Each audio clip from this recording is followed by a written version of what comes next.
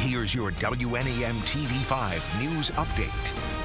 Good evening, everyone. I'm Chet Davis, and here's a look at the top stories we're following tonight. Local entrepreneur Jordan Dice announcing he has purchased the Court Street Theater in Saginaw. Dice says he'll bring a variety of shows, a bar, and St. Laurent Brothers candy to the theater, as well as the State Theater in Bay City, which he also owns. Dice says the sale was approved by a Saginaw County judge yesterday. He plans to reopen the Court Street Theater later this year.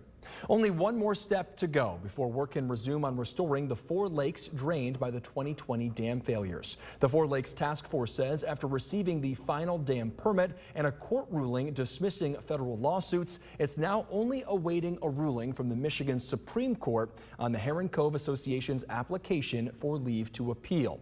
The task force has requested an expedited review by May 1st over Heron Cove's arguments concerning the restoration costs to property owners. If the Supreme Court denies Heron Cove's application, the task force can move forward with financing to restart construction and restore the lakes in Midland and Gladwin counties.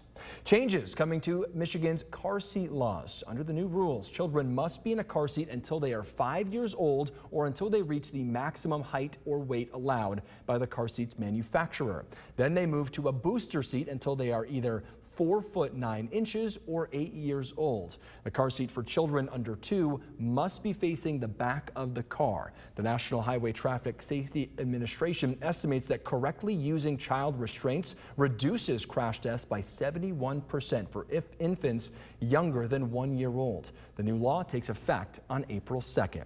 Now here's Diane with your First Alert forecast. We've had a lot of winter-like weather, and that means that the clouds have been hanging around. But finally, Wednesday and Thursday, we can first alert you to grab your sunglasses. We have sunshine that's going to be coming in. Thursday, though, the later we get into the day, some clouds will start to fill back in, setting us up for cloudy conditions Friday, Saturday, and Sunday. This is going to be because a rainfall will be returning to the area. But for tonight, we're trying to get the lake effect snow showers to move on out. So we still will have a little bit of that coverage going throughout our evening, but overnight, as the system starts to pivot a little bit further east, we'll still find some lake effect coverage with a few snow showers into the thumb and the cloud cover left over in the morning. Accumulations would be less than an inch, so fairly light. And throughout the day, though, the sunshine is really going to dominate. We clear out the forecast nicely, and that means that we're going to have nice weather for the middle of the week. Temperatures by then will be into the low to mid 40s. Going into Thursday, you can see some of those clouds trying to come back in, but I am going to be keeping some sunshine throughout the day. Just be prepared for that increase in cloud cover, though, as we work throughout our Thursday.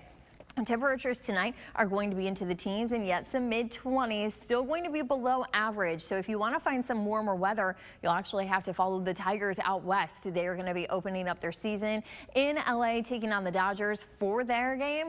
67 degrees. I do not have 60s in your 7-day forecast. I still have 40s and 50s, but we are 10 days away from the Loons home opener. So it's not quite here on the 7-day, but we're still already working on that forecast. But for now, we have dry weather mainly during the work and school week. It's this weekend and Friday as well, though, that we are going to be tracking some rainfall. Some of the details still need to be ironed out, so keep an eye to your First Alert weather app.